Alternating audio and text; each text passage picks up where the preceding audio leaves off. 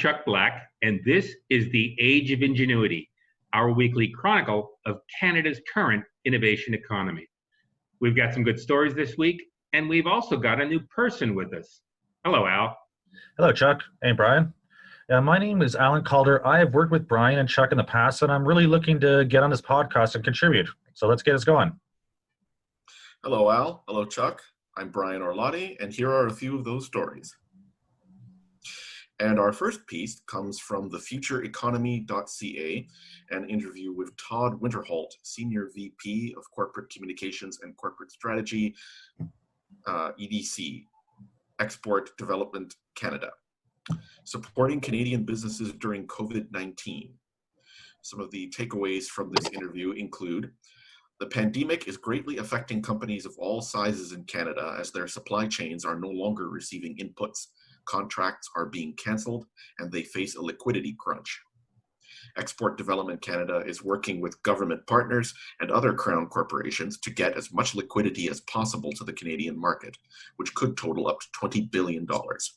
It seems to me that this is the public face of a lot of things that are happening in private. My understanding is that the Canadian government is in active but officially off the record talks with a lot of different people, innovation organizations, accelerators, incubators, and it's all in an attempt to generate cash flow solutions designed to maintain Canada's innovation infrastructure. To be fair, it's mostly been shredded to pieces during the current crisis. Is that a fair assessment? It is, and we've seen other industries trying to adapt to the social distancing. For instance, the restaurant industry, we've seen being ordered no more sit-down, dine-in eating, and a shift to delivery and takeout models. Here's a story that relates to our previous story, but it's an original story. Authoritative sources have indicated that the Canadian Revenue Agency has begun to expedite the processing of its backlog of scientific research and experimental development tax credits. As per the article we're looking at right now, it's on the federal government website. They've also decided to start expediting the National Research Council of Canada Industrial Research Assistant Program tax claims. And they've decided to do this without the audit requirements typically associated with these tax credits. And it's essentially a government effort to provide startups with the cash flow needed to survive the current crisis without needing to allocate any new funding. And whether or not you think it's a good idea or a bad idea, it's at least something. And these sources have also indicated that at least some of the many incubators and accelerators across the country, they've stopped charging the startup companies inhabiting their spaces.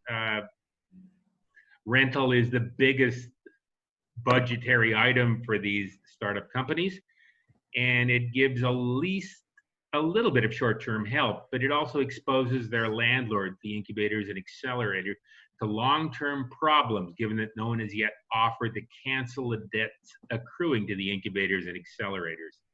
And the general consensus among these startups, these accelerators, these investors, and everybody else in the startup ecosystem is that the market for many of the products the startups were originally attempting to sell are considered to be no longer profitable markets, because mostly we're not focused on extras anymore or little things. So many of us are focused on food. So many of us are focused on dealing with the supply chain. And most of the current worldwide economy is essentially shut down, and no one is quite sure how everything is going to shake out, at least not now. There are some rumors that some of the more innovative startups are attempting to pivot to new products, and we're going to see that later on in this broadcast. But others haven't yet grasped the, I call it the New World Order, forgive me for that, and they very well could go out of business over the next little while. Overall, the source indicates that the core response of current innovation organizations in Canada is to hope for ongoing government support and intervention. They want to maintain the way things are, which doesn't sound all that terribly innovative to me, but it is the way these things are going right now, at least. I would also suggest that innovation organizations are especially hopeful that government agencies like the Business Development Bank of Canada, which we noted in the previous story, they're hoping that the BDC will provide things like short-term grants for liquidity and longer-term grants guaranteeing support for all receivables in much the same way that the BDC currently supplies a guarantee to Canadian companies for their international receivables. And again, I'm not so sure that this is a good idea. Overall, everything seems to be indicating that the focus is on retaining what once was instead of being innovative and trying to build something new. What do you guys think? My concern being is that oftentimes Canadian innovation turns to American companies immediately, right? And so if we're paying for it, and who is going to reap the benefits of it, right? Like I could name 1,000 companies that this has happened to in the space industry specifically, for example, but it happens in the military as well all the time. And we fund for innovation, and then suddenly it's owned by an American corporation that closes down Canadian operations and takes the jobs and the well-paying jobs and the technology with them. I would say that. Oh, you go, Brian. I was just going to say, on the other side of that coin, at least over the short term, it could be argued that incentives like this would help keep Canadian companies here that would otherwise go to the States or elsewhere, at least for the short term. You go, Al. No, Chuck. I was going to say you guys both have a point. Canada's innovation ecosystem is very good for startup companies. It's reasonably good for stage A funding. But if a company gets a certain size, or if it gets big, or if it gets terribly successful, there's always an American firm looking to buy it. The Americans essentially have more money. And I'm not sure there's anything we can do about that right now. Well, if we're funding them, can't the American companies with all the money fund them instead of our tax dollars then? Yeah, sometimes that happens. then don't worry about it. Then they won't get funded then. The market will sort itself out. I mean, is our market selling companies to American corporations? Is that what we do in Canada? Mm-hmm. Banana Republic? I don't know. I think we're making it up as we go along right now. And our next piece is from the National Post, titled, "Canada Lost More Than 1 Million Jobs in March, but April Could Be Even Worse." This is from the Canadian Press. More than 1 million Canadians lost their jobs at the onset of the COVID-19 crisis in March, a grimly historic one-month figure Statistics Canada reported Thursday, as the number of people applying for federal aid surpassed 5 million. The job losses were 8 times worse than the previous one-month record from January 2009 at the height of the financial crisis, and during a 7-month stretch where the company lost 426,500 jobs. They also wiped out job gains from the past 3 years. This is a reminder that the innovation economy is really only a subset of the larger Canadian and international economy. We talk about innovative companies having to lay off people. Given our current crisis, everyone's laying off. Indeed, and a lot of people seem to forget that, for all the hype of the innovation economy, much of Canada's economy is still in the primary sector: resource extraction, mining, oil, gas, minerals, etc. I mean, I said Banana Republic, it sounds like it. And our next piece is courtesy of rcrwirelessnews.com, entitled Kagan, Wireless Growth Innovation to Accelerate with COVID-19 by Jeff Kagan. Wireless is a critically important industry to our economy and society, and it is becoming even stronger and more important thanks to COVID-19. As important as growth in wireless is, COVID-19 will create even more demand from more industries. Everything will intensify, and wireless will be at the center of the storm. The work with the healthcare industry will accelerate. Last week, the FCC implemented a new fund that will help telemedicine grow even faster. This will be for both wireless and wireline networks all over the country. Suddenly, telehealth is on the front burner and will begin to get plenty of attention going forward from the media, investors, workers, and partners. I remember Margaret Atwood 3 or 4 years back. She had her Canada arm-based technology that would allow her to stay in her home, and she could sign books on the road just about anywhere. And I would imagine applications like that will be improved a little bit, and who knows, may become technologies used in surgery for the far north or for things like that. Actually, one of my employer's partners, Orion, their partner is a group called OTN, Ontario Telemedicine Network.